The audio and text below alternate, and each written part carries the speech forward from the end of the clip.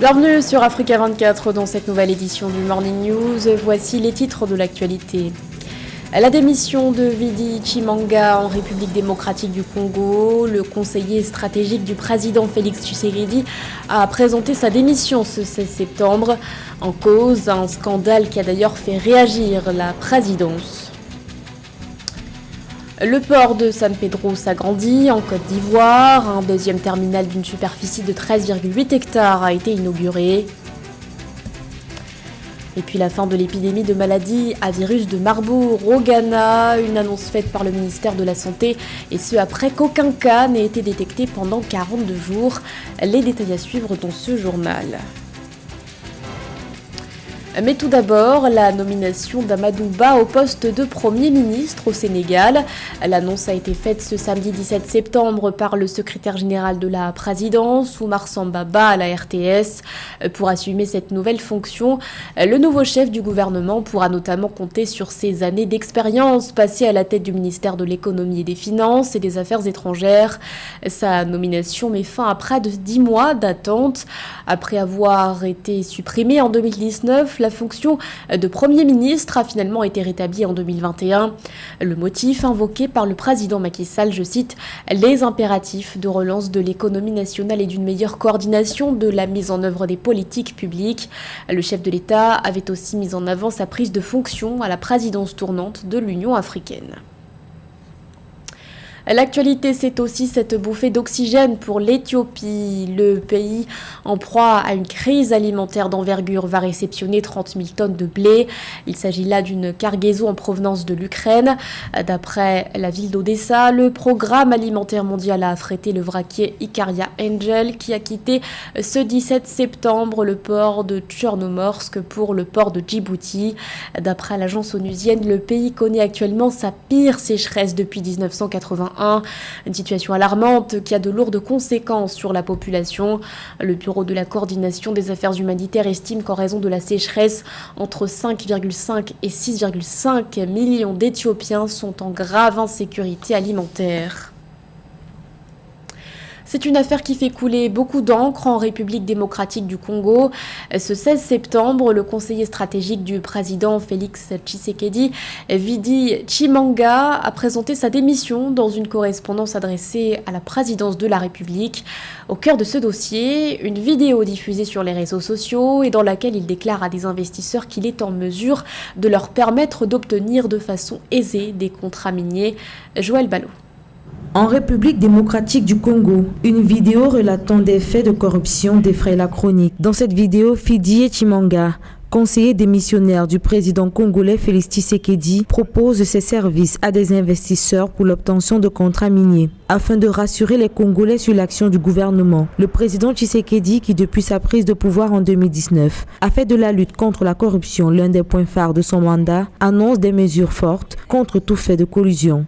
Toute personne, y compris au sein du cabinet du président de la République, dont le comportement avéré aura enfreint la loi, la déontologie de sa fonction ou le règlement d'ordre intérieur du cabinet présidentiel, subira la rigueur de leurs effets.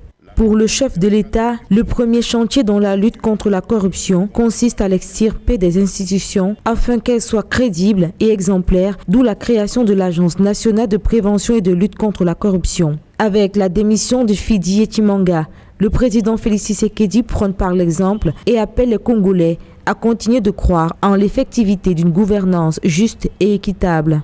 Cette affaire tombe de plus mal et conforte ceux qui ont toujours émis des critiques contre le président congolais par rapport au choix de ses collaborateurs, et ça le met en porte-à-faux par rapport à son discours sur la lutte contre la corruption. Donc, il devra sévèrement sévir pour envoyer un message fort, non seulement à son entourage qu'il va lutter contre la corruption, mais à ses partenaires extérieurs qu'il est réellement décidé à sévir, y compris vis-à-vis de son propre entourage. La corruption et le blanchiment des capitaux sont des fléaux qui entravent la croissance économique et mettent en mal la gouvernance de la République démocratique du Congo. Selon le réseau des parlementaires africains contre la corruption en République démocratique du Congo, ce fléau a fait perdre au pays 62 milliards de dollars depuis le début de l'année 2022. Afin d'apaiser les tensions au sein des classes sociales, Une enquête est ouverte afin que le présumé acte de corruption du politicien congolais Fidié Tshimanga soit puni par la loi.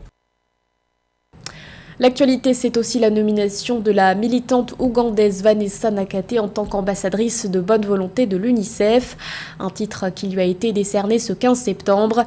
Selon elle, ce rôle va lui permettre d'être au plus près des enfants et des jeunes affectés par le changement climatique. Elle indique aussi qu'elle aura la responsabilité, je cite, de faire entendre la voix des enfants et des personnes marginalisées dans les débats. Tout commence en janvier 2019 lorsqu'elle décide d'aller manifester dans les rues de Kampala pour le climat. Un militantisme qui a abouti à la création de son mouvement Rise Up. Je vous propose de l'écouter. Dans ce nouveau rôle, je m'engage à représenter les enfants partout, mais surtout ceux des zones les plus touchées. Je signerai pour eux là où ils n'ont pas encore de siège et aussi sur les tables. Et je raconterai leurs histoires à ceux qui ont le pouvoir d'apporter un réel changement.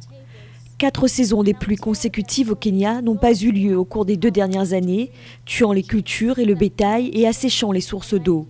C'est le visage de la crise climatique. C'est contre quoi nous mettons en garde. La situation d'urgence actuelle dans la Corne de l'Afrique prive les enfants d'un repas, d'eau potable et d'un accès à des services de santé vitaux. C'est une véritable opportunité de croissance pour la Côte d'Ivoire. Le port de San Pedro, situé dans le sud-ouest du pays, s'est doté d'un deuxième terminal d'une superficie de 13,8 hectares, exploité par la société Arise Ports and Logistics. L'infrastructure a été inaugurée ce 14 septembre. Elle doit accueillir des produits agricoles ou encore des minerais. Joël Ballot.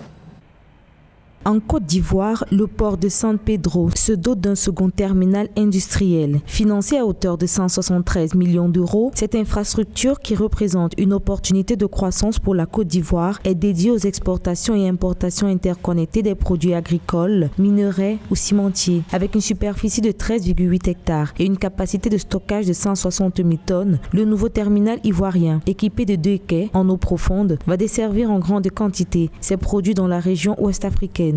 Ce terminal permettra d'accueillir au port de San Pedro des navires Panamax d'une capacité de 80 à 90 000 tonnes de marchandises en vrac, avec un tirant de 14 mètres, en lieu et place des navires de 45 000 tonnes que nous recevons actuellement. Avec l'inauguration de ce terminal, le gouvernement ivoirien entend réduire le taux d'emploi vulnérable estimé à 70,4%. Ainsi, 120 emplois directs voient le jour et 3600 emplois indirects seront générés. Des actions qui contribuent à l'ambition du gouvernement qui veut créer 8 millions d'emplois supplémentaires d'ici 2030. Le port de San Pedro dispose d'un potentiel de développement extraordinaire et que c'est un port directement ouvert sur la mer. Il offre des conditions d'accès nautique les meilleures et tout cela le prédestine à être l'un des plus grands ports africains de transportation, de transbordement et d'exportation de produits agricoles, minéraliers. De par sa position géostratégique, ce terminal à la pointe de la technologie vient soutenir la croissance des économies locales, créer des emplois et transférer ses compétences à la main-d'œuvre nationale. Rappelons que depuis 2021, le gouvernement ivoirien attribue 20% des exportations de cacao aux opérateurs nationaux, une action qui vise à réduire le monopole des multinationales et favoriser les produits fabriqués localement. Bonne nouvelle pour le Ghana, le ministère de la Santé a décrété ce 16 septembre la fin de l'épidémie de maladie à virus de Marburg. L'épidémie avait été déclarée le 7 juillet dernier. D'après l'Organisation mondiale de la santé, c'est la première fois que cette fièvre hémorragique était détectée dans le pays. Paul-Marcel Mayagui. Les autorités sanitaires du Ghana ont déclaré le 16 septembre 2022 la fin de l'épidémie à virus de Marburg après 42 jours sans que personne ne soit testé positif. C'était la première fois que cette fièvre hémorragique était détectée au Ghana, qui a confirmé un total de 3 cas, dont 2 mortels, dans le cadre de cette épidémie déclarée le 7 juillet 2022. Disease has been implemented during the 42 days following the last. Je déclare par la présente que les raisons appropriées de l'éclosion de la maladie de Marburg ont été mises en œuvre au cours des 42 jours à la suite du dernier résultat négatif du test PCR pour le seul patient survivant avec recommandation de l'OMS. Le Ghana a donc réussi à interrompre la première épidémie de maladie à virus de Marburg et déclare par la présente que l'épidémie est terminée.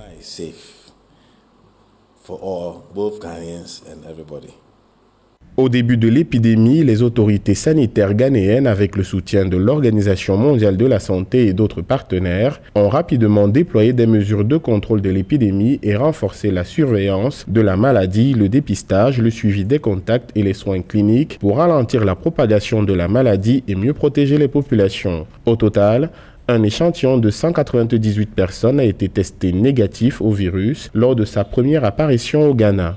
Bien qu'il n'ait aucune expérience antérieure avec la maladie, la réponse du Ghana a été rapide et robuste.